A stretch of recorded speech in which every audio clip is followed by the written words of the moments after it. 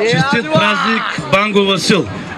Честита ромската нова година, 2015 година!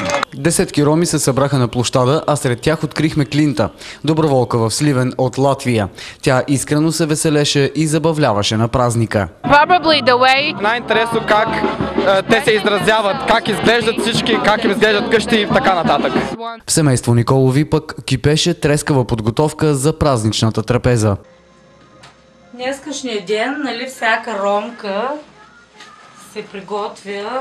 Ами традицията е да има на всяка, нали, кой каквото обича, зависи. Но предимно ще има пител с зели, сърмички, ще има чумлек, каквото сега днеска ще готвя.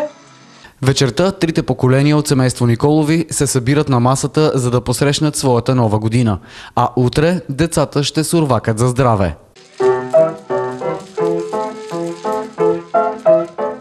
Пожелавам на всички хора да са живи и здрави.